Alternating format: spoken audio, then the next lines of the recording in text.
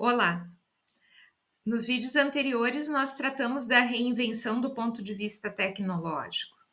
Neste vídeo, nós vamos falar da reinvenção da biblioteca tradicional do ponto de vista das ações voltadas para a educação. Então, a reinvenção educadora é centrada nos serviços aos usuários. Centrada nos serviços aos usuários, com uma forte inspiração no conceito de contaminação de Anna Tsing, onde ela diz: somos contaminados por nossos encontros, eles transformam o que somos na medida em que abrimos espaços para os outros. Esse espaço que nós consideramos inspirado em Anna Tsing, esse espaço ele é um espaço de encontro a partir dos serviços aos usuários promovidos pela biblioteca. Serviços esses que têm uma forte centralidade na importância do conhecimento e na importância da atuação da biblioteca na promoção do conhecimento. Então, se nós retornamos a esses elementos que nós consideramos que fazem parte da nossa missão, a partir de coleções, sistemas, nossa relação com a comunidade, a peça que nós vamos tratar nesse momento, ela é a peça dos serviços. E essa é a peça de serviços que pressupõe uma reinvenção, não a partir da tecnologia, mas assumindo fortemente a vocação educadora da biblioteca. Anteriormente, nós tínhamos nos questionado se é difícil ser bibliotecário no Brasil. E aí mencionamos várias questões, problemas que podem passar pela cabeça de um bibliotecário. O fato de que ninguém valoriza a profissão, que quase ninguém mais se interessa por leitura, que as pessoas encontram tudo o que querem na internet, que a biblioteca está sempre vazia e que as bibliotecas não recebem os investimentos necessários. E a gente tinha questionado também se a leitura deixar de ser relevante, se os livros impressos ainda eram importantes, se as informações disponibilizadas na internet elas são equivalentes às publicadas em livros, periódicos, se as bibliotecas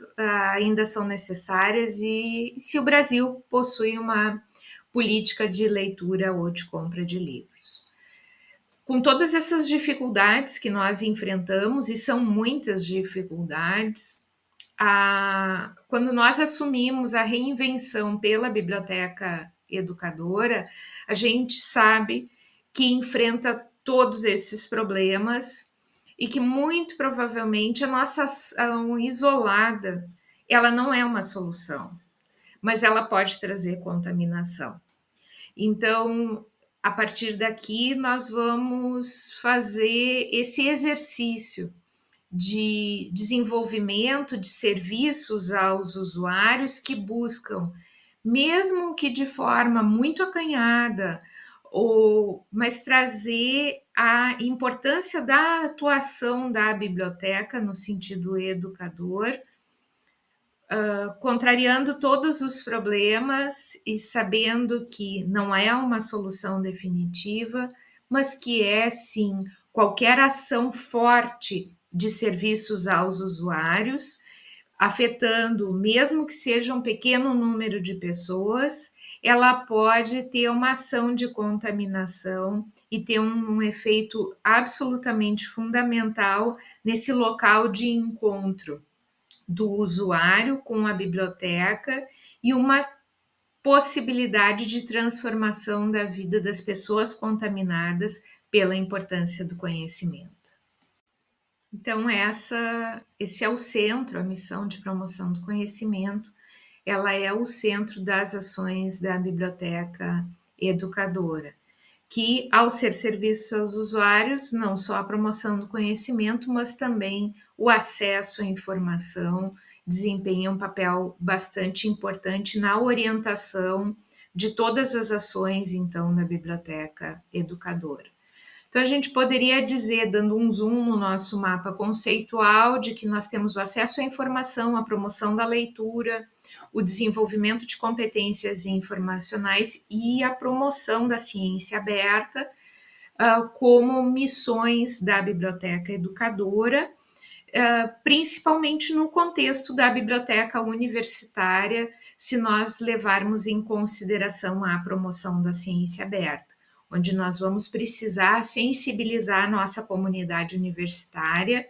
para desafios em relação à produção do conhecimento que vão além das suas áreas, mas também para o desenvolvimento da percepção pública daquela área e da divulgação científica dos conhecimentos, não só a obtenção dos resultados de ponta. E as modalidades de serviço envolvidas são os atendimentos personalizados, as capacitações, as ações culturais, a produção de materiais educativos e, às vezes, a análise de dados. Isso tudo está muito relacionado com esse desenvolvimento que nós também tratamos anteriormente, dessa uma espécie de evolução dos papéis dos bibliotecários, que tradicionalmente sempre foram documentalistas ao organizarem, preservarem e disseminarem informações, e mediadores. Quando os sistemas eram muito complexos, a dificuldade de acesso era muito grande à informação e necessitava, então, esse papel do mediador. Com o acesso mais amigável às informações possibilitados por todos esses sistemas e as coleções digitais, o bibliotecário passou a atuar agora com esse papel de educador e comunicador, não necessariamente como um mediador, mas como uma pessoa que promove o conhecimento de competência informacional e de uso dessas bases de dados e de sistemas que, na realidade, são bastante amigáveis, mas não necessariamente são conhecidos. E destas competências, e considerando a supercirculação de informações, é fundamental, então, que se tenha em mente, no contexto da biblioteca educadora, que nós temos, na realidade, dois movimentos. O movimento que sempre foi feito, né, que é o Maomé indo à montanha, onde o usuário ia à biblioteca e vai à biblioteca em busca de atendimento personalizado, quando muitas vezes a biblioteca é um espaço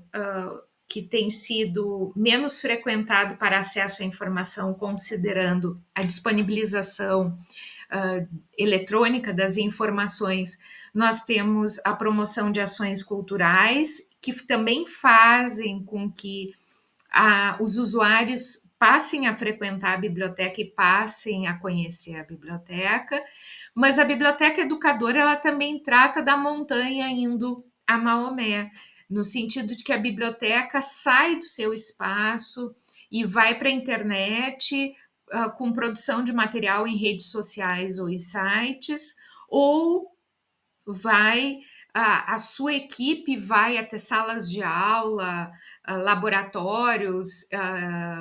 salas virtuais de aula, para fornecer capacitações e promover esse conhecimento sobre os recursos digitais. Então, a biblioteca educadora, ela trata destes serviços, seja quando o usuário chega à biblioteca ou quando a biblioteca vai ao usuário, para mostrar a complexidade do conhecimento neste ambiente de supercirculação de informações. Como a promoção de competências, ela é um aspecto bastante central da biblioteca educadora, muitas vezes ela se transforma na preocupação central. Mas a questão do acesso à informação pode passar negligenciado. O acesso à informação é um serviço fundamental e ele tem, de uma certa forma, uma relação bastante paradoxal nesse contexto digital das informações.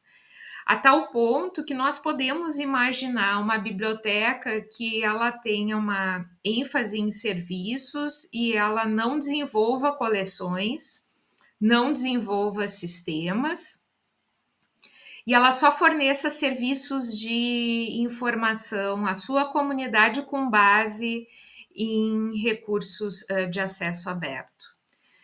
Mas isso coloca à tona, traz, destaca essa dicotomia que nós temos entre o acesso à informação e a capacidade de cada um dos indivíduos de produzir conhecimento a partir da informação acessada. Então, nós já falamos várias vezes, nós, na era digital, trabalhamos com uma supercirculação de informações, mas que não necessariamente levam a uma produção de conhecimento. E quando nós colocamos a centralidade da missão da biblioteca no acesso à informação, ela não é um acesso à informação qualquer, mas é essa preocupação da biblioteca de que o acesso à informação leve efetivamente a uma alteração, a uma qualificação do estado de conhecimento do indivíduo. Então, o acesso à informação, ele é um aspecto central. Nós temos, então, essa necessidade de promoção de uma cultura de informação, destacando os desafios do conhecimento profundo e que eu vou ilustrar com uma experiência pessoal para tentar contribuir com a compreensão desse desafio do conhecimento profundo.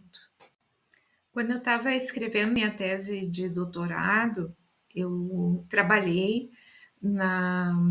sobre comportamentos informacionais de pesquisadores, comportamentos de pesquisa e uso da informação, mas principalmente comportamentos de pesquisa, de produção de conhecimento. E como referência fundamental, eu trabalhei muito com Bourdieu, nessa análise bastante sociológica e dessa ênfase que ele trouxe para as correlações de poder nos campos de conhecimento e uma base bastante importante para a sociologia da ciência e do conhecimento. Eu tinha acesso a esses livros e mesmo com acesso a muitos livros, eu tinha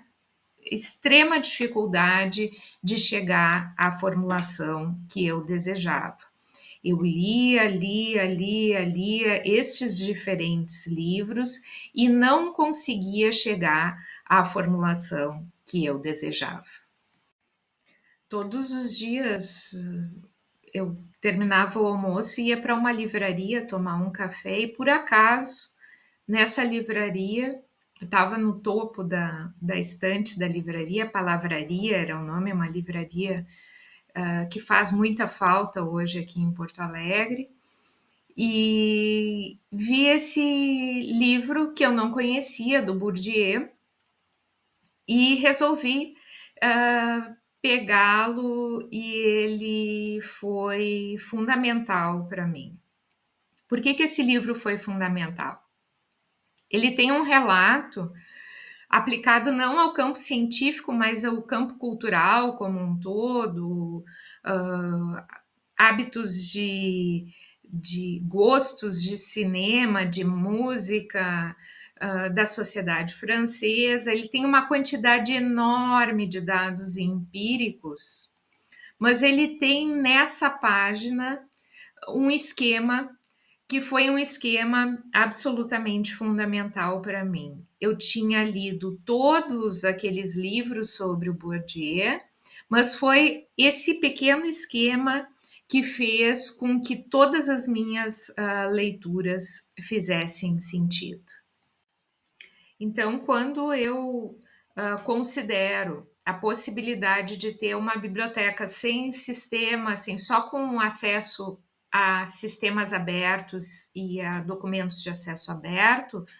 eu posso imaginar que eu tenho uma biblioteca que cumpre uma missão pela prestação de serviços, mas eu também preciso entender o limite desse serviço. E isso acontece por quê? Porque desde da função de mediação do bibliotecário e dessa conexão com a localização de informações específicas de acordo com as necessidades de um usuário específico, eu considero esse processo de referência como um processo de referência muito humano e muito contextualizado. Ele não é uma satisfação universal de necessidades de informação, muito antes, pelo contrário. Então, eu vou considerar que cada indivíduo tem uma característica. No meu caso, como indivíduo, sou uma pessoa que, de uma certa forma, tem uma conexão muito forte com esquemas, eu preciso ver a informação de uma certa forma categorizada e ilustrada, e eu precisava especificamente daquela obra para que do acesso àquela página onde está aquela figura específica para compreender o que eu precisava, a síntese que eu precisava fazer de todas as informações que eu tinha lido para chegar ao conhecimento que eu precisava para então produzir a minha tese de doutorado. Então, quando nós consideramos esses processos de referência ou a missão de atendimento, de acesso à informação, eu preciso compreender que existem muitos caminhos e que dentro dessa nossa função tradicional do serviço de referência e de compreensão de que cada indivíduo é um indivíduo, que ele parte de caminhos próprios e que ele quer chegar a um objetivo específico, a sua missão de acesso à informação para a produção de conhecimento, ela pode ser muito específica. Ela pode requerer um acesso a um documento específico e o nosso serviço busca auxiliar o usuário na compreensão da sua necessidade de informação e no tipo de informação que vai ser útil efetivamente para alterar o seu estado de conhecimento. Dessa forma, mesmo que a biblioteca educadora ela tenha uma centralidade no papel do bibliotecário como educador e como comunicador, ela não prescinde do exercício da mediação. Então, a biblioteca educadora, é como nós vamos ver a seguir, na sua missão de promoção de competências, ela vai mostrar que essa biblioteca segue sendo uma referência na compreensão dos seus processos de busca de informação e de busca de conhecimento. Às vezes ela vai precisar de uma mediação de alguém com um conhecimento mais especializado e que lhe permita um acesso à informação bem específica que ela precisa. Então, é muito importante que a gente tenha em mente que, por mais que façamos capacitações, produzamos material para redes sociais, muito do que fazemos, ela busca trazer o usuário para esse contato com o bibliotecário na sua função bastante tradicional de mediação entre a informação e o usuário. Então, além da missão do acesso à informação, nós temos a missão da promoção de competências e uma missão de promoção de competências que às vezes é o usuário na biblioteca e às vezes é a biblioteca indo até o usuário. E isso acontece se na era analógica nós tínhamos uma ênfase na promoção da leitura na biblioteca pública escolar, nós passamos a ter com a informatização e com a virtualização do acesso às informações ações de promoção de competência de pesquisa bibliográfica, porque o bibliotecário, muitas vezes, ele não media os processos, mas ele mostra, então, para a comunidade que existem técnicas de pesquisa bibliográfica e de uso dessa informação digital que são fundamentais e que, por mais que pareça amigável o sistema, existe uma técnica de busca que ele precisa conhecer. A proliferação de documentos digitais também torna mais desafiadora a revisão bibliográfica e a escrita científica, então existe uma promoção de competência bem própria para uso de gerenciadores de referências, para facilitar essa organização pessoal das informações, se parte de um universo imenso de fontes de informação disponibilizadas e só algumas são úteis, e como nós nos organizamos e como utilizamos ferramentas próprias para esse processo de escrita científica. Existe uma promoção de competências que está muito vinculada à ciência aberta, então ao uso de repositórios gerais, seja a utilização de repositórios de pré-prints, repositórios de dados, e uma preocupação de que os nossos pesquisadores tenham também, além da função de produzir conhecimento para os seus pares, produzir conhecimento com que seja acessível e compreendido de uma forma mais ampla. E, atualmente, na era da inteligência artificial, esse resgate da promoção de uma competência que é a competência da leitura, agora não mais na biblioteca pública, nem na biblioteca escolar, mas na biblioteca universitária. Então, tem os áudios e os vídeos, mas a gente tem atualmente essa função de mostrar o quão é importante a leitura com profundidade, o conhecimento com profundidade, o prazer do texto, e que tudo isso vai nos auxiliar a sensibilizar a comunidade para que mostrar que o desafio do conhecimento ele é um desafio profundo, ele requer leitura, ele requer habilidade de escrita, e ele não é somente uma questão de pergunta e resposta que um chat de inteligência artificial pode responder. Então, com a supercirculação de informações, não raro, o nosso usuário vivencia a ansiedade informacional de não saber nem por onde começar.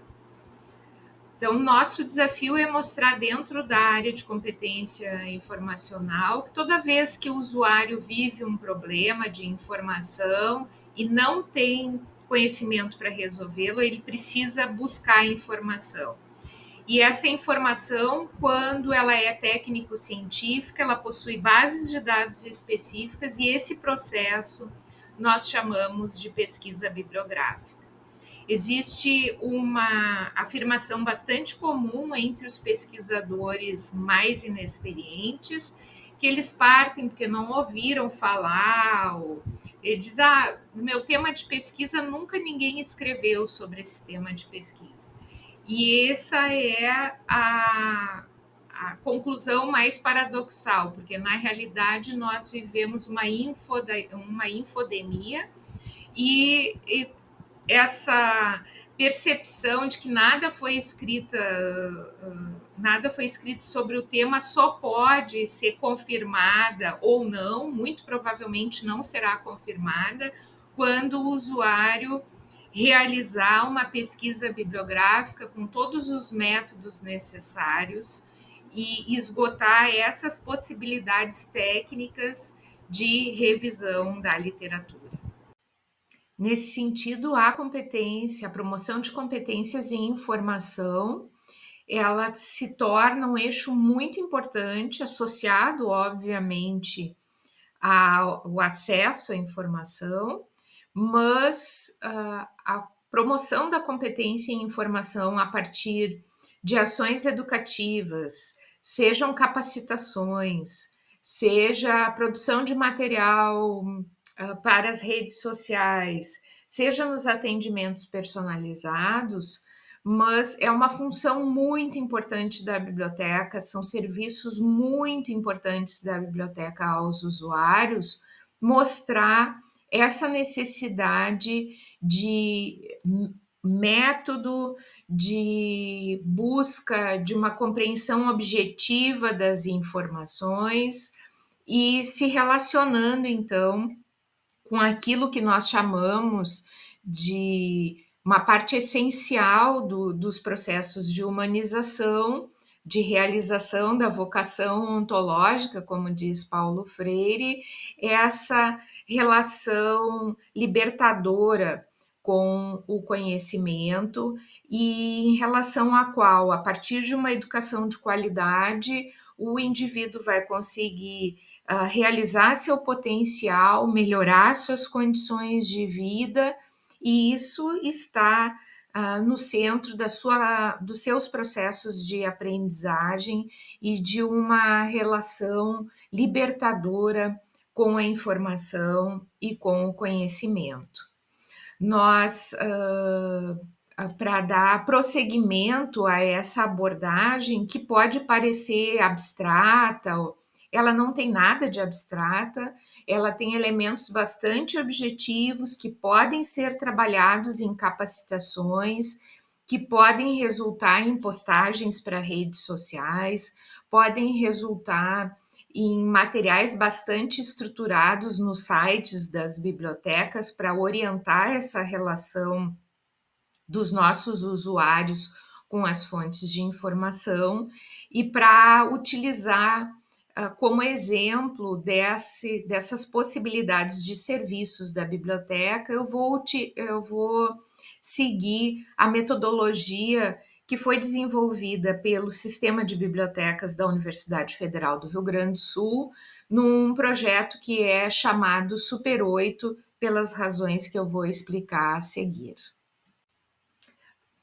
O Super 8 ele é baseado num modelo de competência em informação bastante antigo, da década de 80, chamado Big Six, e ele se transformou em Super 8 não só pela tradução para o português, mas também pela ampliação do modelo, considerando as necessidades específicas de uma biblioteca universitária, que trabalha com uma comunidade que, além de ser usuária de informação, como contemplava o Big Six, ela também é produtora de informação, como passa a contemplar o Super 8. Basicamente, por que é Super 8 ou por que era Big Six? Né? Porque eles são modelos de competência baseados em passos de busca, uso e, no caso do Super 8, de produção e comunicação de informação. E, basicamente, essas competências elas podem ser representadas por perguntas que nós vamos apresentar a seguir. E por que nós falamos, né, de competência em informação ao falar de acervos digitais? Porque, na realidade, a compreensão da biblioteca, da sua missão, a partir de coleções digitais, ela precisa ter este suporte nos serviços para que, nesse contexto de supercirculação de informações, a sua comunidade entenda os desafios dos processos de conhecimento na era digital e todas as ferramentas próprias desenvolvidas pela própria biblioteca, mas para muito além dela. Então, é bastante desafiador do ponto de vista de serviços as bibliotecas imaginarem que o atendimento à sua comunidade ele passa pelos seus produtos e serviços, mas também da importância da biblioteca de atribuir significado aos processos de produção de conhecimento para além de seus serviços. Então, esse significado profundo dado pela biblioteca e esse olhar para os processos informacionais gerais e não só os seus processos informacionais específicos que passam exclusivamente pelos seus produtos e serviços, é bastante desafiador e, por outro lado, central para que efetivamente a biblioteca tenha uma função dentro dessa qualificação da educação e dos processos de pesquisa no âmbito da universidade. Como serviço de biblioteca, então, o sistema de bibliotecas da URGS criou o Super 8 para responder às perguntas, para ilustrar como nós trabalhamos a competência informacional. Trabalhamos nesse contexto como serviço de biblioteca a partir, no caso das capacitações, a partir de 17 módulos dedicados à informação acadêmica, colocando o desafio do conhecimento, a biblioteca como um elemento fundamental para atribuir sentido a esses processos, e acabou se constituindo, então, esse projeto de extensão criado em 2017, acabou se constituindo como um dos maiores projetos de extensão da universidade em termos de atendimento de número de alunos, reposicionando então a biblioteca, mas principalmente colocando essa função, o exercício da missão da biblioteca na compreensão dos processos informacionais na era digital. O primeiro passo, ele é reconhecer,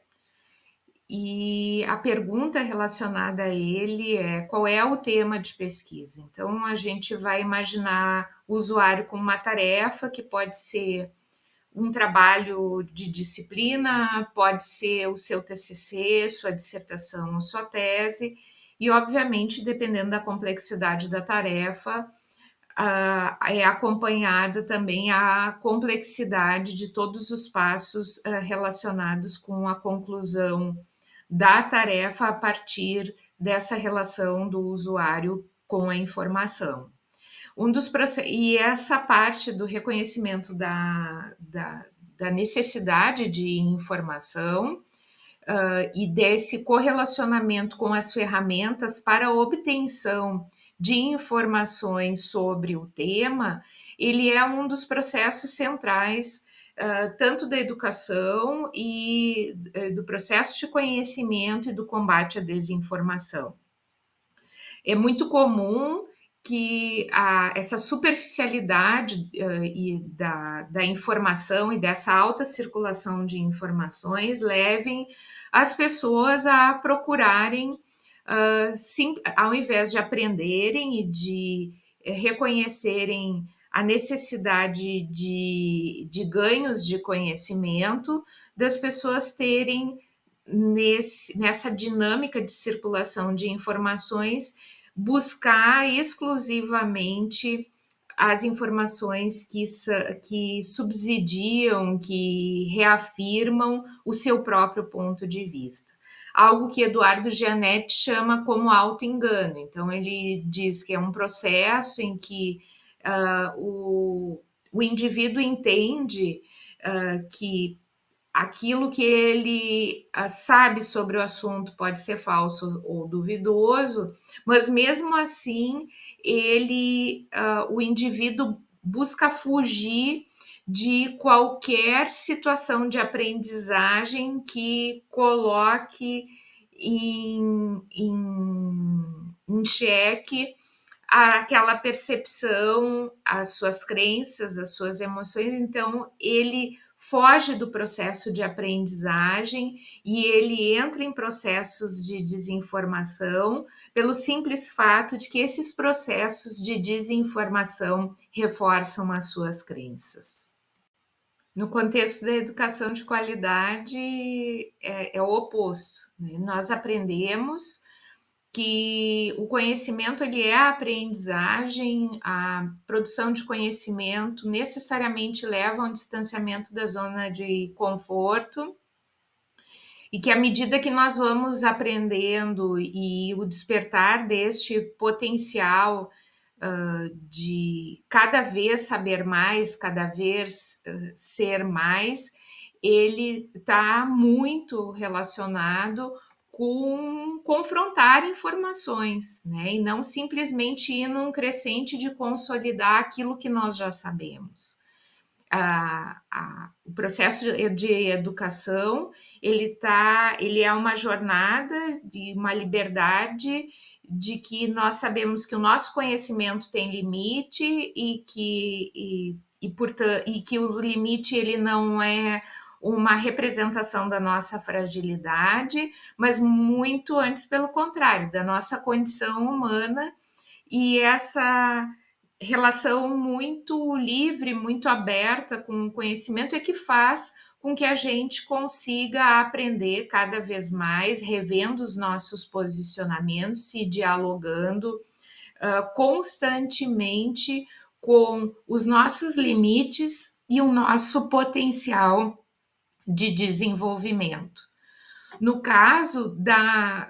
aprendizagem e da produção científica, essa relação ela precisa ser livre e ela precisa ter, a partir desse reconhecimento do nosso limite e da nossa necessidade de buscar cada vez mais informações e conhecimento. E essas informações e conhecimento, no caso do Super 8, nós trabalhamos como se o desafio do conhecimento fosse um quebra-cabeça ser montado e que uma parte das peças vem da literatura científica, do que outros pesquisadores sabem e nos ensinam sobre aquela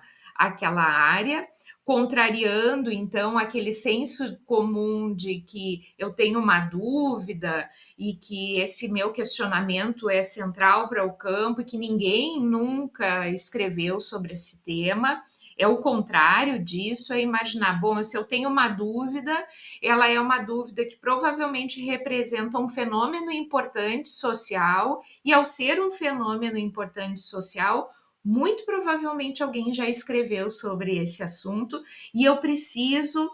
usar todas as ferramentas possíveis para identificar o que as outras pessoas já pensaram e já produziram sobre esse tema, para que eu aprenda com elas e perceba se eu tenho condições de também contribuir para esse tema. No momento que eu faço esse posicionamento dos meus questionamentos em relação aos questionamentos que o campo já fez, que os outros colegas, que os pesquisadores já produziram, eu vou então buscar minha produção própria sobre o tema, coletando as minhas próprias peças para esse quebra-cabeça, com os dados que eu vou obter em experimentos, em questionários, e aí esse vai ser o outro momento. Mas, num primeiro momento, eu vou precisar entender que a minha necessidade de conhecer sobre o tema, ela provavelmente está relacionada com a necessidade de outras pessoas e de outras pessoas que provavelmente já produziram sobre o tema, já publicaram, e eu preciso conhecer essa produção anterior. Esse uso da metáfora do quebra-cabeça no Super 8 ele funciona de forma didática para mostrar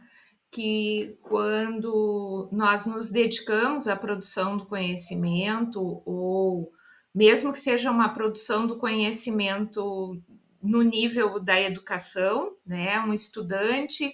que precisa fazer uma busca bibliográfica, que precisa fazer uma revisão de literatura para entregar um trabalho da sua disciplina, mesmo este é um desafio de conhecimento, mas que é um desafio de conhecimento, é algo desafiador, não é algo simples, né? Não é uma reprodução, eu vou copiar e colar, eu entrego a tarefa, não. Eu preciso, naquele momento, montar algo que não existe. Ele é um quebra-cabeça intelectual e ele não é algo que parece, se eu coloco simplesmente faço um copia e cola, eu tenho aquela expectativa do sucesso, que é a linha, e que isso, na verdade, até pode ser uma entrega de informação, mas não necessariamente um processo de conhecimento que necessariamente é conturbado, difícil, contrastante e que requer muito trabalho, que é o trabalho que nós usamos como metáfora, a junção das peças. E que necessariamente, como lindamente expressa no conceito de complexidade o Edgar Morin, que são a necessidade de realização dessas articulações, que elas estão despedaçadas e que isso faz parte, então, do processo de produção de conhecimento, seja quando a gente olha o desafio da complexidade num nível institucional, no nível de uma área, ou inclusive no nível pessoal, de que a pessoa entenda que o processo de conhecimento necessariamente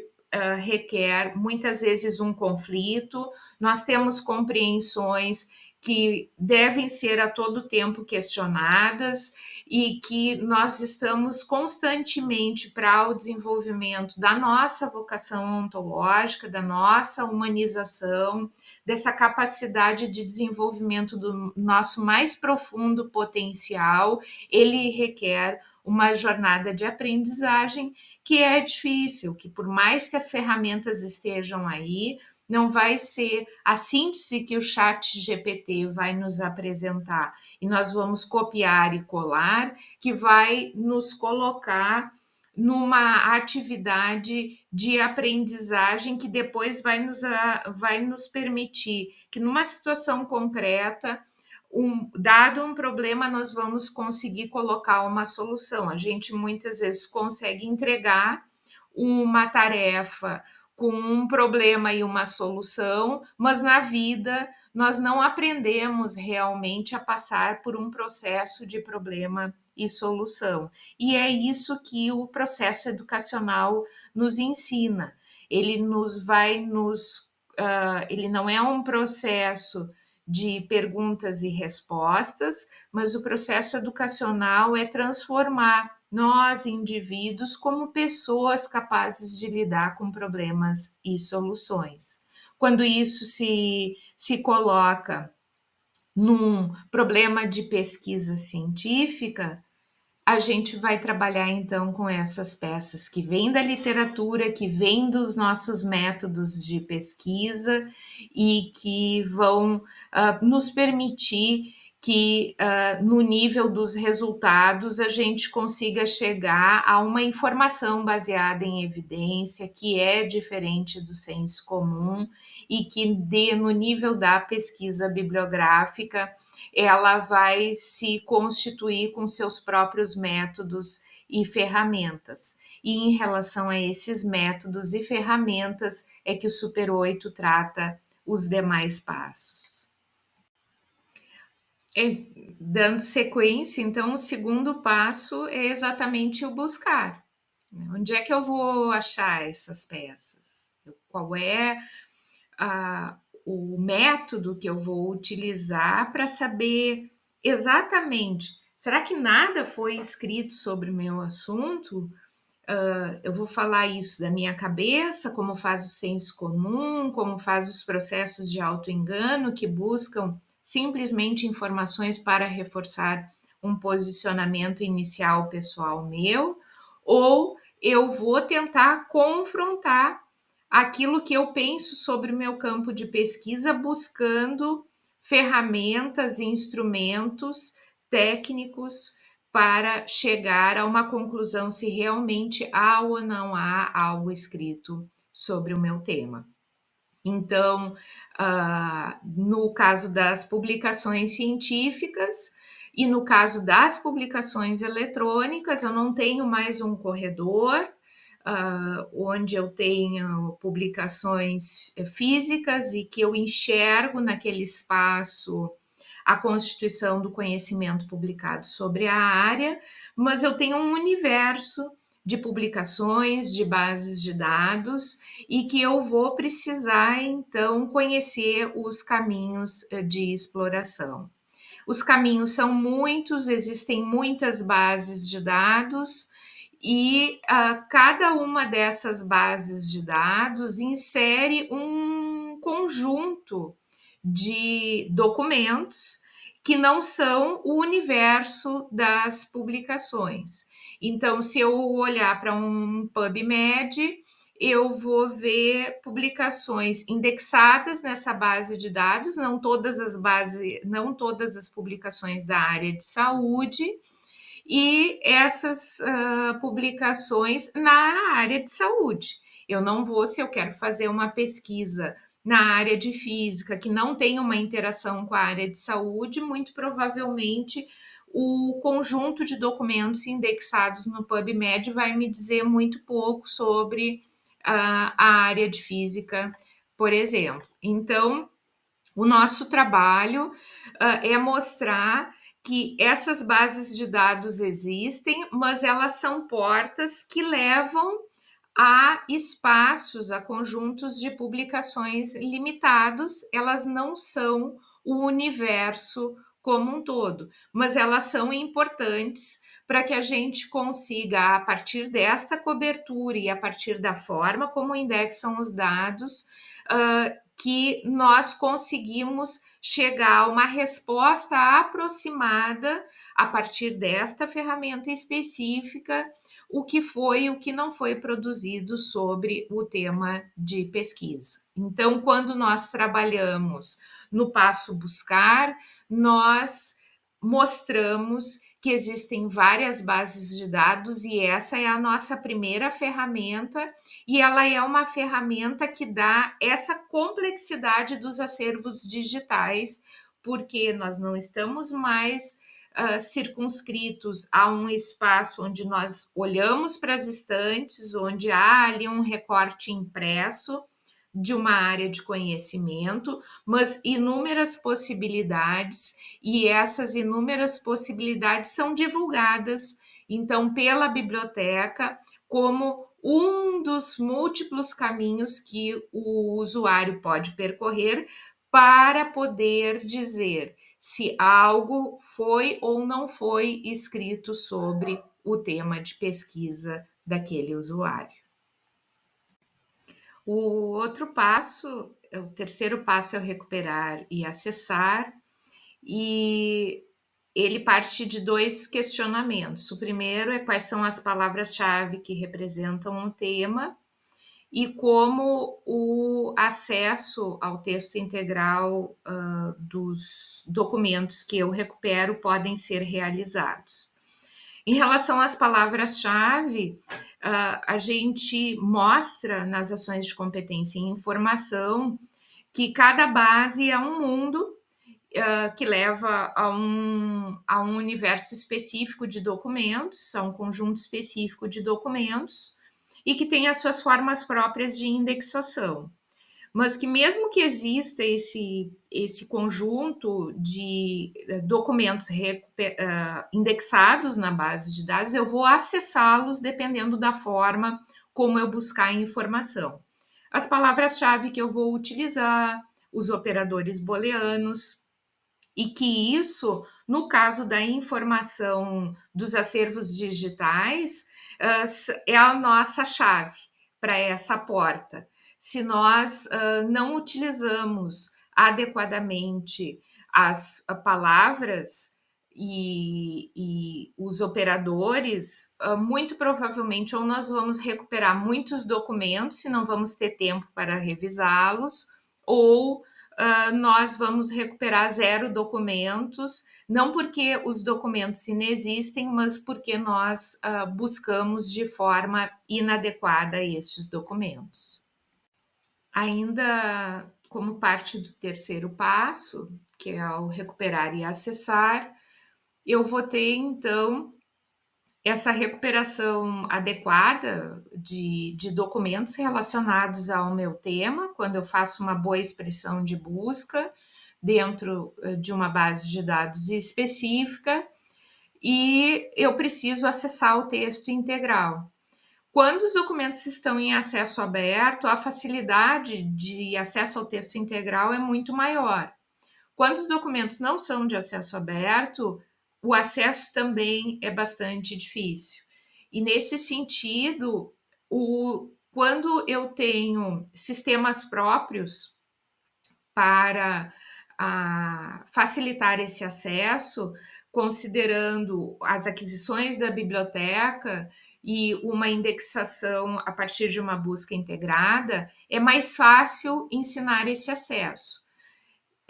Quando eu não tenho esses instrumentos próprios, já é uma competência que também precisa ser ensinada de acordo com as características dos fornecedores das informações. Provavelmente nós vamos ter que explicar como conectar em sistemas específicos. Então, essa fase anterior dessa missão de desenvolvimento de coleções e sistemas, ela acaba nos ajudando no caso da competência informacional, porque para as informações que não são de acesso aberto, se nós não tivermos sistemas próprios, nós vamos ter que também ensinar as formas de acesso, não simplesmente as formas de busca, mas também as formas de acesso nas diferentes bases de dados, de acordo com os diferentes fornecedores, exigindo formas específicas de autenticação, quando eu não tenho, por exemplo, um sistema de busca integrada que me possibilita, a partir da autenticação no sistema de busca integrada, conseguir ter acesso a todas as outras publicações que a biblioteca adquiriu para compra perpétua ou por assinatura. Então, essa é uma relação bastante importante, que se eu não tenho sistemas, eu muito provavelmente aqui no nível dos serviços, eu vou precisar investir bastante em comunicação com os meus usuários para que eles consigam efetivamente chegar no texto integral dos documentos das suas buscas. Se eu não tenho sistemas próprios, eu vou ter que ter um serviço muito forte nesse sentido. O quarto passo é o usar, como concebido pelo Super 8, ele trata basicamente de como o usuário que conheceu a literatura, identificou os documentos, acessou o texto integral, ele começa a estudar as informações, ele começa a ler, ele começa a fazer anotações, e no caso dos acervos digitais, há algumas desafios e peculiaridades. Então, se você é um anotador compulsivo, como eu sou, por exemplo, eu sou uma anotadora compulsiva e por essa razão eu tenho uma biblioteca considerável, porque eu preciso ler e anotar os meus documentos e não posso fazer isso no acervo de uma biblioteca. Mas você tem as suas anotações e no caso dos acervos digitais, essas anotações elas começam a ficar dispersas. Então, ela está nos livros, ela pode estar no Kindle, ela pode estar num PDF e ela foi feita no computador, ela foi feita no Kindle, porque na realidade os acervos digitais são isso, né? Eles começam a proliferar, eles estão lá no editor, eles estão lá no repositório, estão no nosso computador, eles estão no nosso celular. E além, então, dessa ferramenta que são as bases de dados, para eu poder afirmar que se existe ou não algo escrito sobre o meu tema de pesquisa, eu preciso ter uma outra ferramenta que é o gerenciador de referências, que ele começa, independentemente de onde eu estou lendo, eu estou anotando, mas eu estou centralizando todas essas informações numa única ferramenta, que no caso do Super 8, a orientação de ferramenta é o Zotero, por ser uma ferramenta de código aberto. Então, eu tenho, a partir dessa popularização do uso dessa ferramenta, que é o gerenciador de referências, ou especificamente o Zotero, uma recomendação e uma função muito importante da biblioteca de que o usuário, para efetivamente ler e se apropriar do conhecimento, ele muito provavelmente ele vai ler, ele vai anotar, ele vai fazer observações, ele vai correlacionar e neste contexto muito complexo dos acervos digitais, ele vai precisar de um lugar que unifique, que seja o ponto de encontro de todas as suas leituras, independentemente do local, e que lhe traga ainda outros recursos adicionais para facilitar posteriormente a sua tarefa de escrita. Então, como parte da competência informacional, nós falamos das bases de dados, mas também falamos dos gerenciadores de referência, que é o que vai possibilitar que aquela informação lida e seja apropriada e seja depois facilmente correlacionada, mesmo que o ambiente seja altamente desafiador, em termos de muitos locais de acesso à informação, mas eu tenho um local que é o gerenciador de referências que vai me ajudar a me localizar depois nas minhas leituras e na minha apropriação da informação. O quinto passo é o sintetizar e produzir, e basicamente a questão que esse passo busca tratar é como eu relaciono o meu texto em termos de citações e referências com o que já foi produzido sobre o tema. Eu começo aqui a montar as pecinhas do quebra-cabeça. E mais do que a competência, só a competência em informação, eu começo aqui também a exercitar, a desenvolver uma competência em comunicação. Então, eu pesquiso, uso, mas eu também escrevo e publico o meu trabalho, um desafio que é muito típico da comunidade atendida por uma biblioteca universitária. Aqui, novamente, o gerenciador de referências vai ter um papel fundamental no quinto passo, no momento da escrita, porque ele, além de ter a funcionalidade de reunir publicações e anotações, ele se correlaciona com vários editores de texto e apresenta ferramentas que automatizam a elaboração das citações, das referências de acordo com diferentes inúmeras normas internacionais, o que facilita enormemente o trabalho de escrita. Então, o bibliotecário que se apropria do gerenciador de referências e o dissemina como um serviço, dá suporte para a sua utilização, às vezes precisa revisar, desenvolver, adaptar a norma da ABNT para que o gerenciador saia adequadamente a norma de acordo com as atualizações da ABNT. O bibliotecário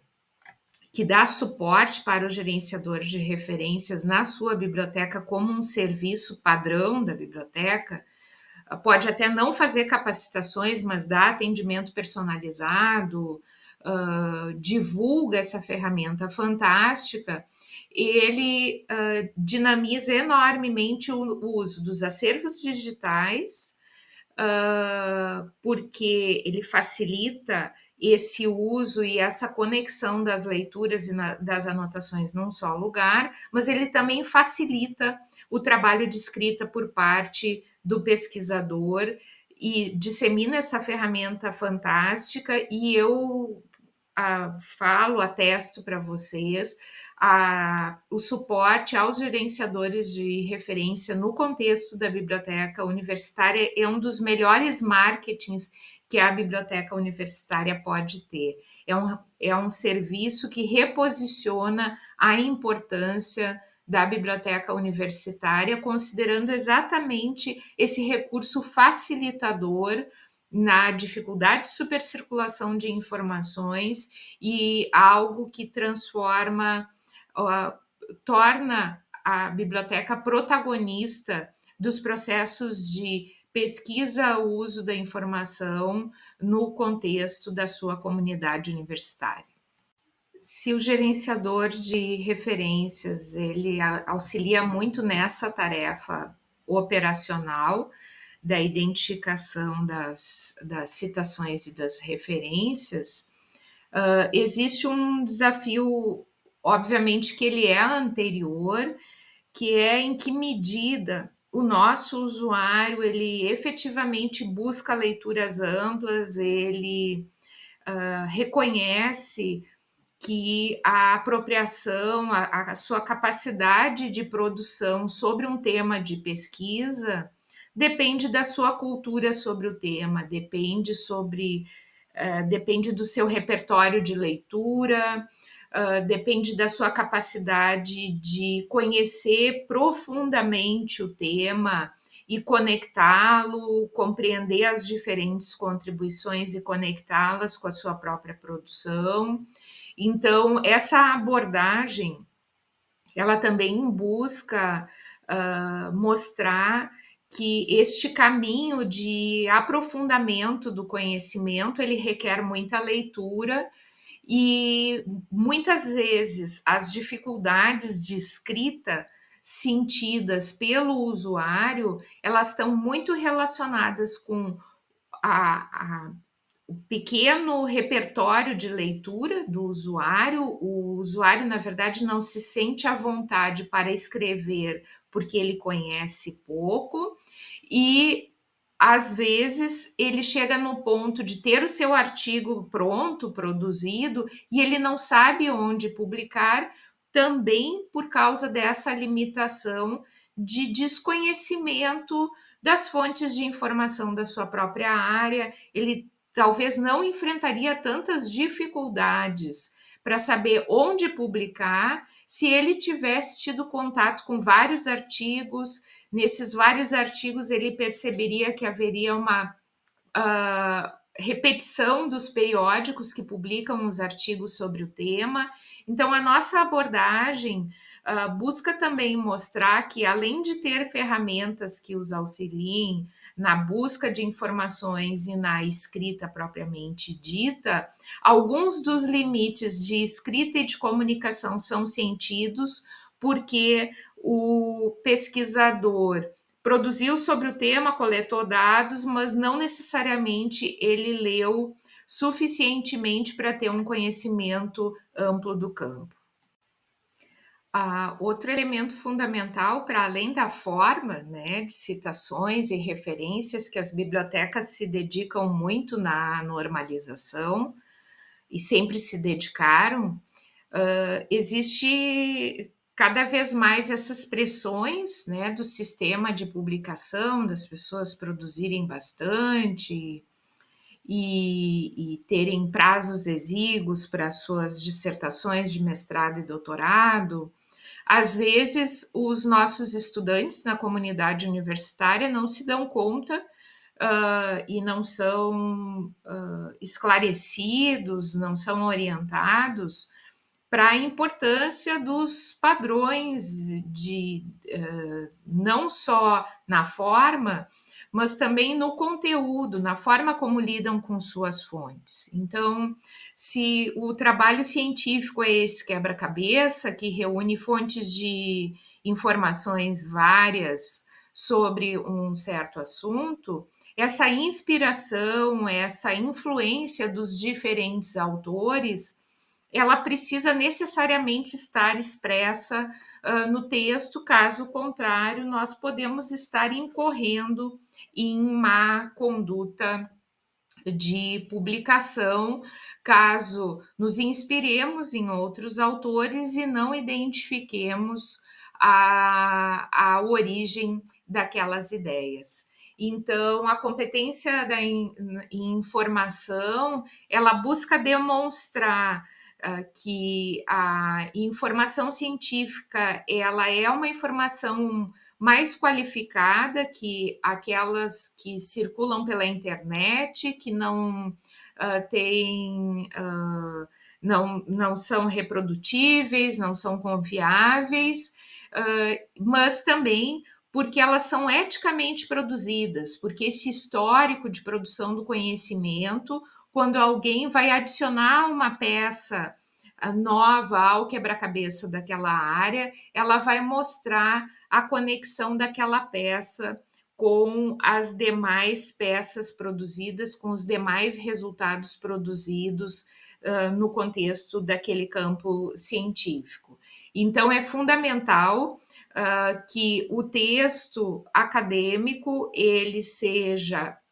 fundamentado em evidências produzidas a partir de métodos e de técnicas de pesquisa que são consolidadas, que mostram que aquele dado ele é um dado científico porque ele foi realizado com critério, com método,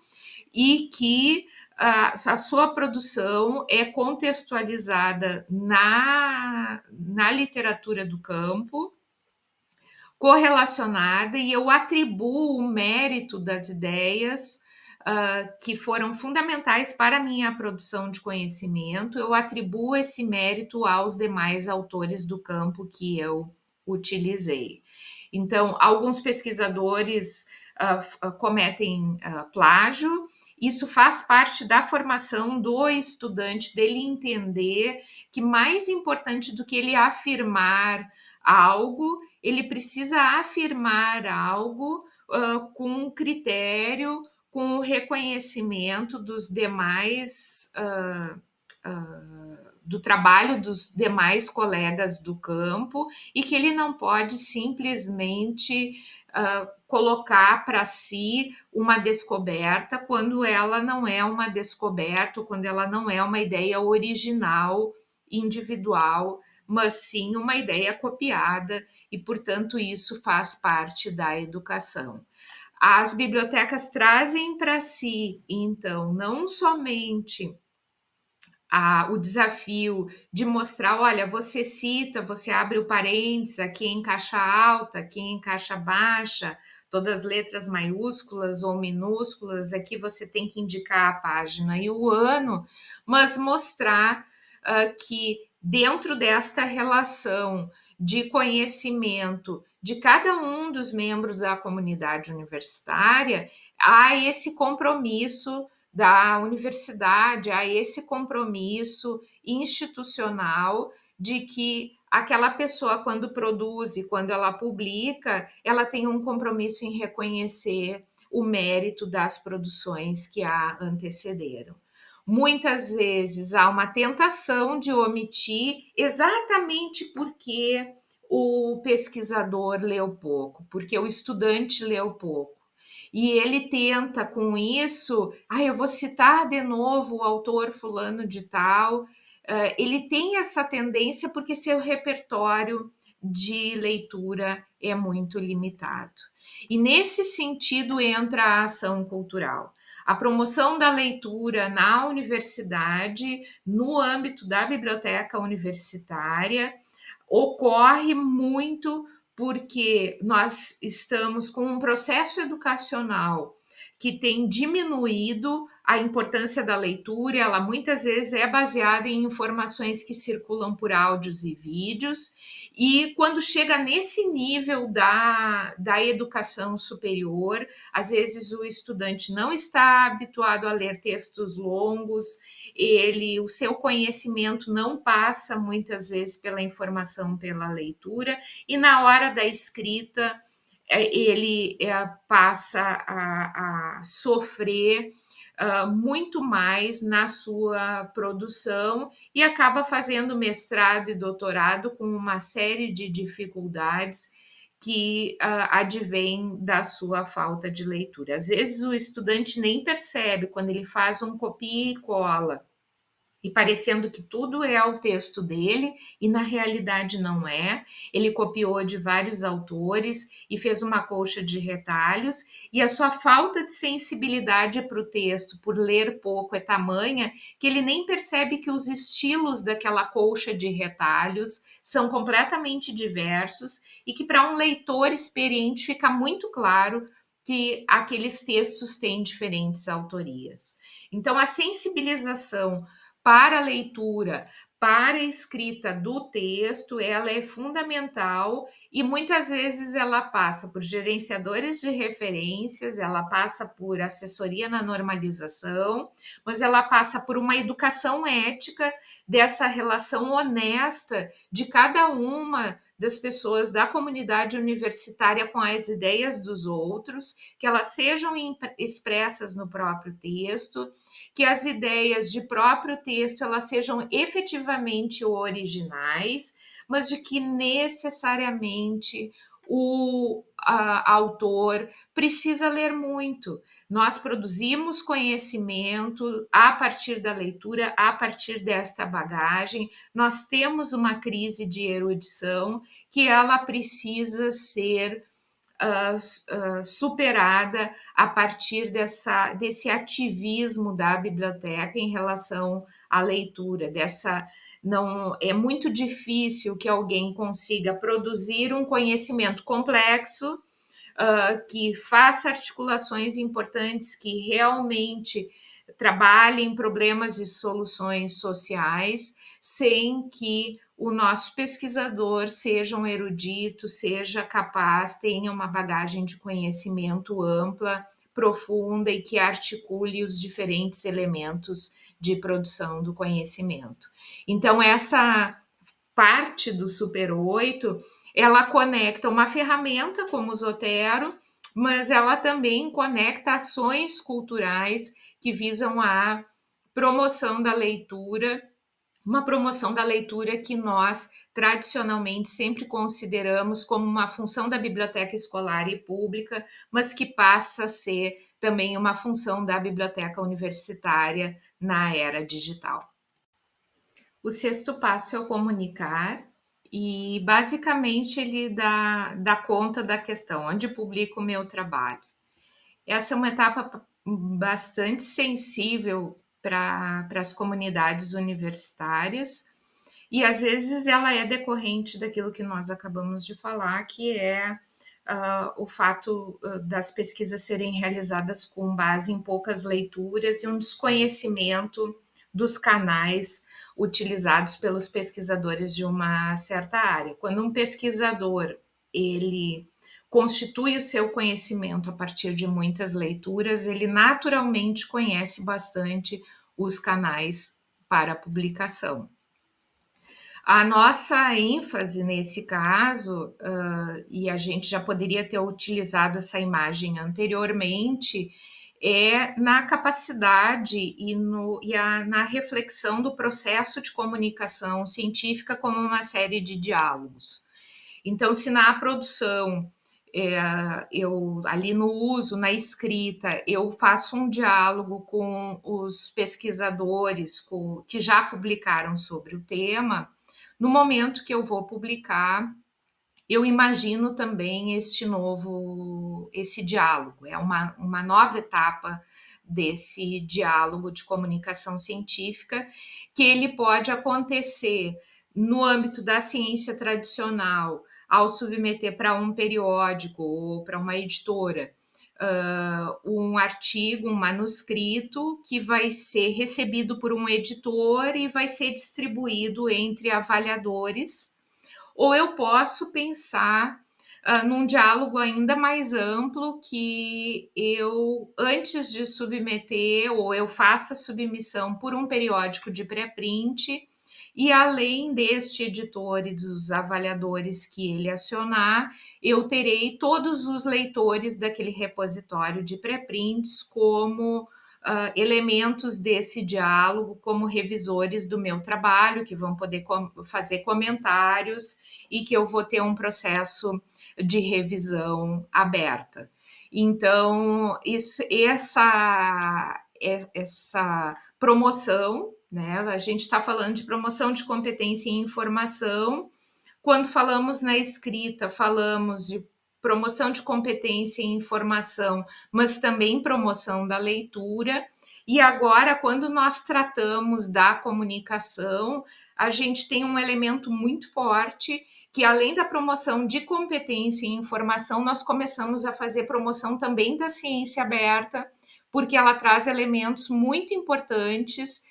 repositórios, que vão ser fundamentais para qualificar essa comunicação da informação produzida pela nossa comunidade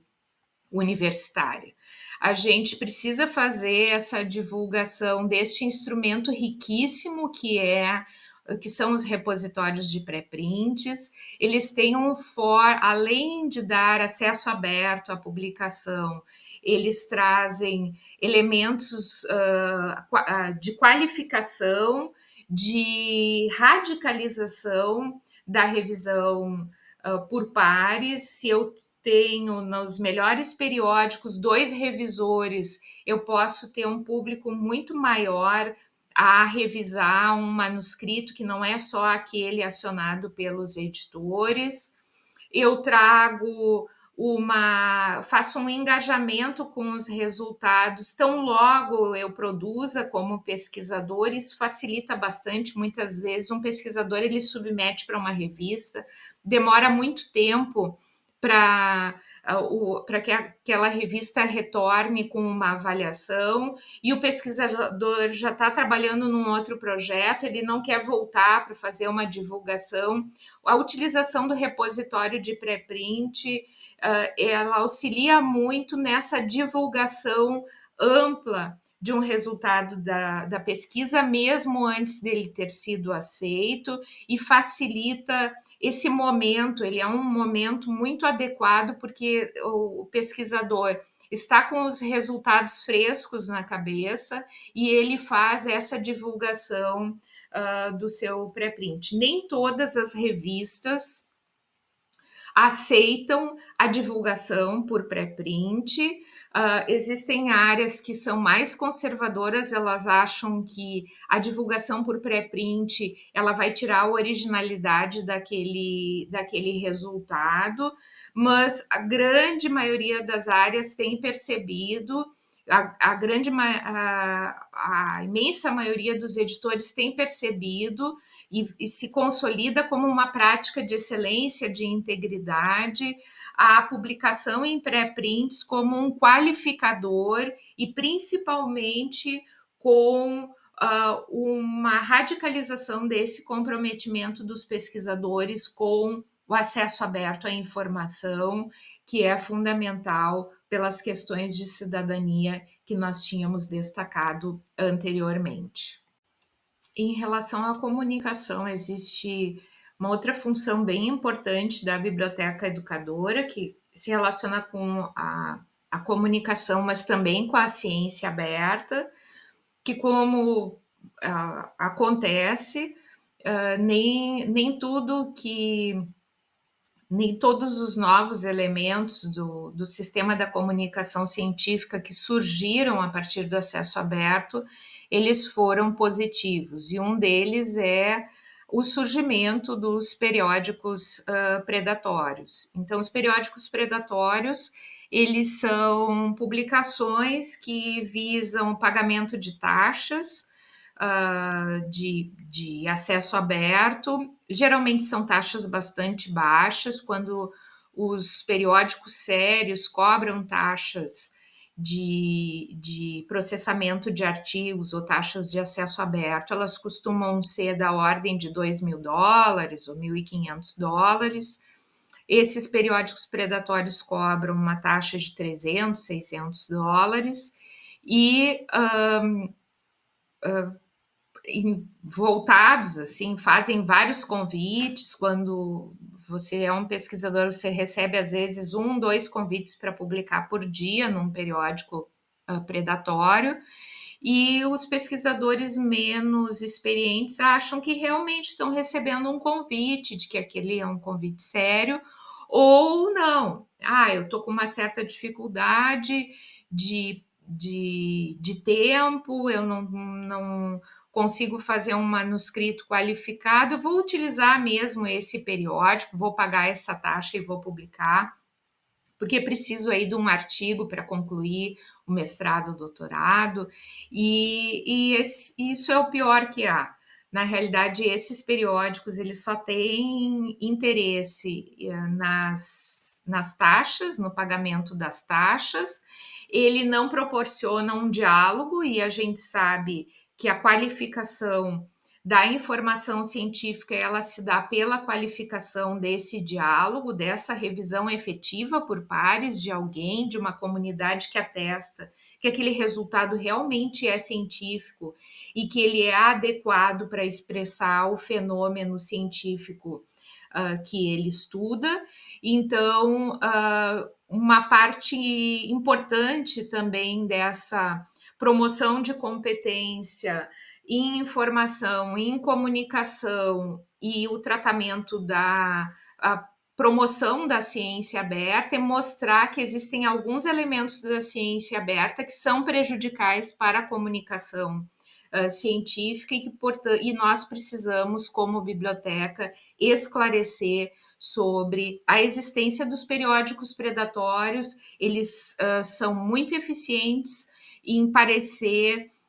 que são uma alternativa viável de comunicação de conhecimento, mas não são, e a biblioteca tem um papel bastante importante junto à comunidade universitária para esclarecer sobre os periódicos predatórios. O outro elemento da comunicação que é bastante importante é a publicação de dados, que tem sido cada vez mais exigida pelos editores. Então, além de publicar resultados de pesquisa, os pesquisadores estão sendo cada vez mais intimados a publicar também seus dados. Isso traz uma mudança bastante significativa na comunicação, complexifica, porque além de trabalhar o resultado, o pesquisador ele precisa trabalhar na forma final de publicação do dado, e a biblioteca pode ajudar na compreensão desses diferentes repositórios. Nossa área tem trabalhado bastante com dados, muitas vezes se trabalha no nível das bibliotecas a publicação do dado pela lógica do repositório institucional. Como nós vimos anteriormente, o mais importante para um pesquisador é que ele conheça os diferentes repositórios de dados na sua área específica e que a comunicação do seu dado seja feita de forma muito conectada com outros dados sobre o mesmo assunto. Isso qualifica enormemente a publicação do dado, traz visibilidade para o dado do pesquisador, traz visibilidade para o pesquisador, e esse é um desafio bastante grande da biblioteca educadora. Às vezes a biblioteca universitária ela olha para a publicação do dado como um desafio de infraestrutura, de desenvolver um repositório de dados para a sua instituição, mas na realidade a publicação dos dados ela é muito mais desafiadora do ponto de vista da biblioteca, da cultura da informação, não da infraestrutura, e que o pesquisador, então, passe a olhar para os repositórios no sentido de entender como precisam estar os seus dados de pesquisa para que se comuniquem com outros dados de pesquisa relacionados e assim por diante. E essa é uma função absolutamente fundamental. Cada vez mais os editores exigem a publicação dos dados, caso contrário, não publicam o artigo, os resultados já não são mais suficientes. Isso faz parte de uma estratégia de integridade, de prestação de contas também do pesquisador, de melhor utilização dos recursos para a ciência. Às vezes um pesquisador pode não produzir dados, mas produzir novas análises sobre dados produzidos por outros pesquisadores. É toda uma linha de produção do conhecimento que se abre, que é fundamental e que a biblioteca precisa estar atenta no sentido de qualificar essa comunicação, auxiliar na qualificação dessa comunicação do dado para a sua comunidade universitária, muito mais do que ficar investindo recursos e sua energia na a produção de repositórios de dados próprios. Não que estes repositórios não sejam importantes, eles são importantes, mas essa divisão de atenção das bibliotecas precisa ser feita e a compreensão de que existe um trabalho que pode ser de infraestrutura de informação para a publicação do dado, mas que existe também uma estratégia fundamental e de altíssimo impacto para a comunidade universitária, que é a compreensão dos diferentes repositórios de dados existentes e que muito provavelmente será o uso destes repositórios de dados existentes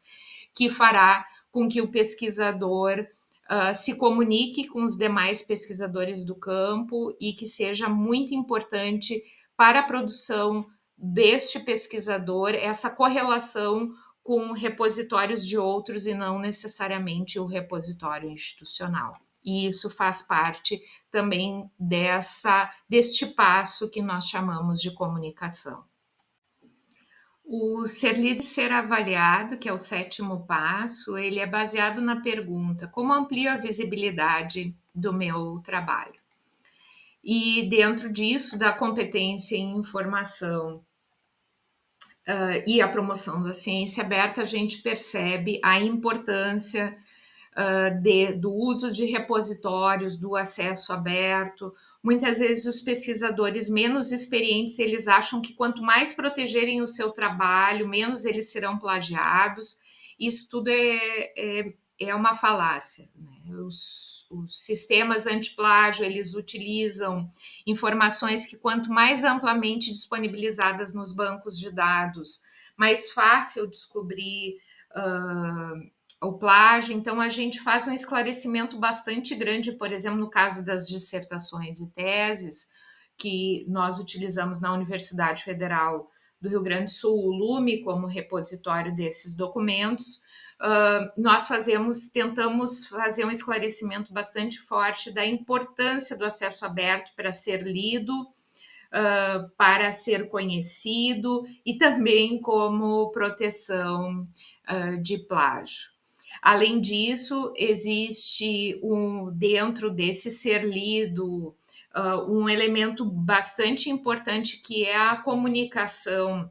dos conhecimentos para o público leigo, a importância de que os textos sejam claros, de que eles busquem cada vez ampliar a comunidade atendida, a comunidade que vai conseguir ler aquele trabalho, porque a gente já viu que a importância do desenvolvimento do conhecimento científico, mas também da compreensão pública da ciência. Então, quando nós trabalhamos com as comunidades universitárias,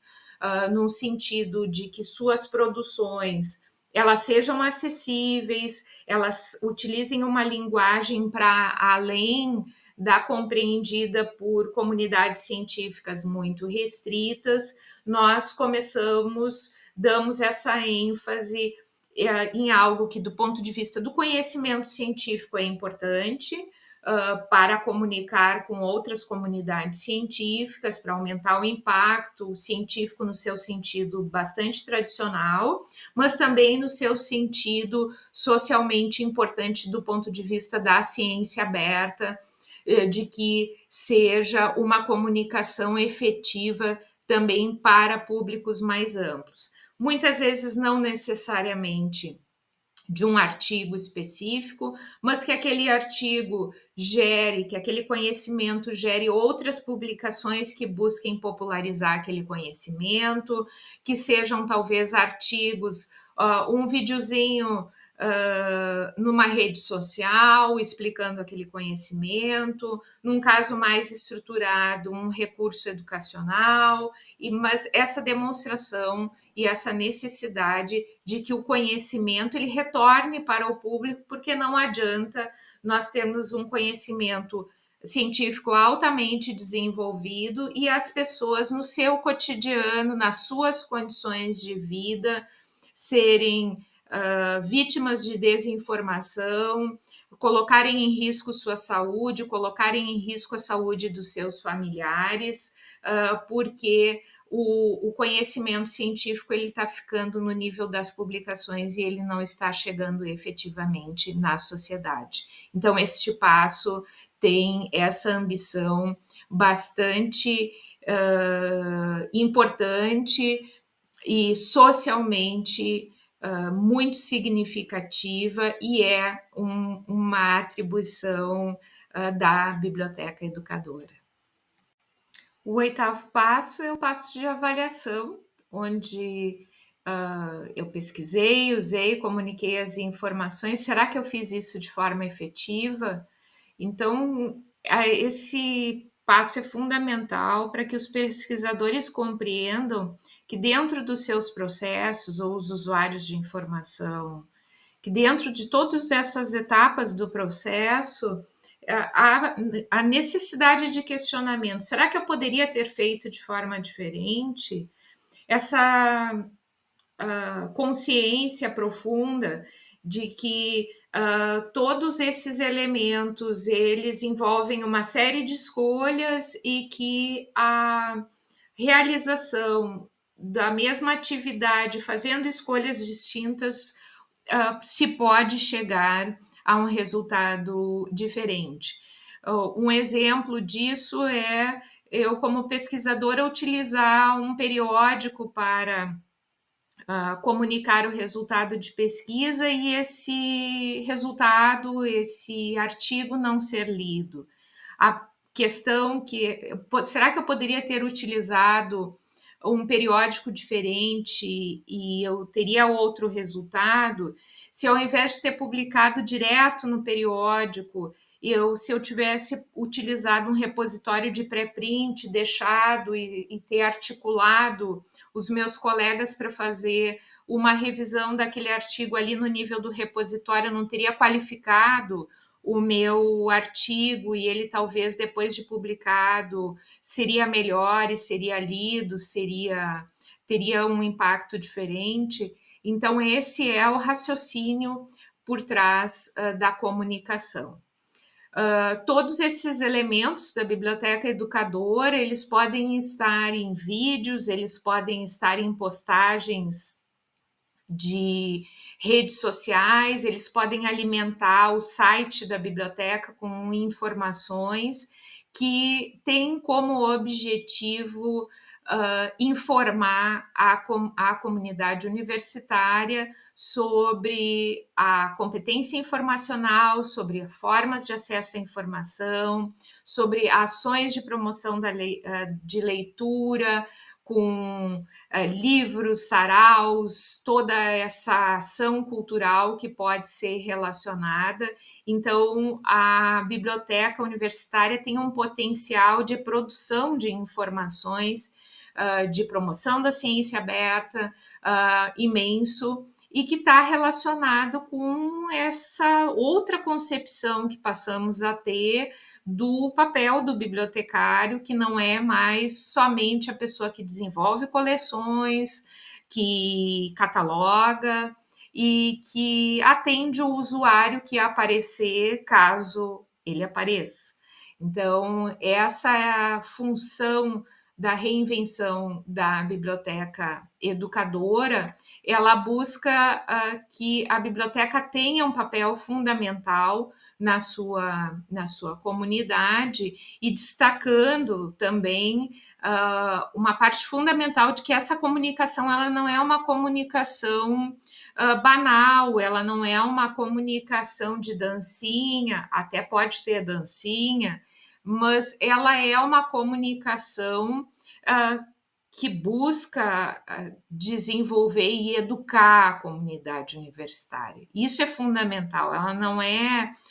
mais um perfil de influencer que não tem qualquer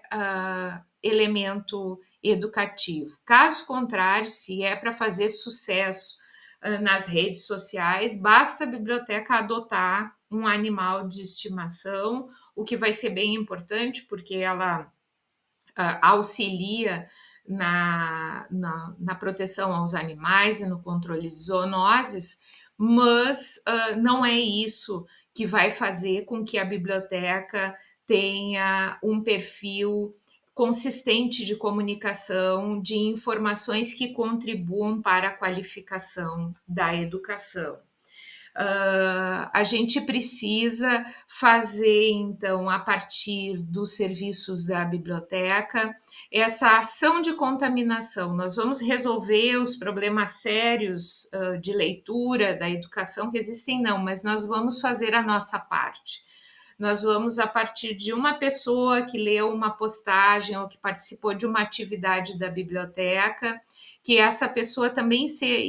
tenha sido sensibilizada. Nós não sensibilizamos a todos. As ações, quando o Super 8 iniciou, ele começou de uma forma bastante limitada. As nossas salas de aula tinham, às vezes, 1, 2 estudantes, e agora nossas salas de aula têm dezenas de estudantes. É um projeto conhecido, mas ele não começou assim. Ele começou como uma estratégia de contaminação. Se a gente conseguisse contaminar uma pessoa com este valor de que a informação científica ela é importante, de que ela requer recursos de bases de dados, de gerenciadores,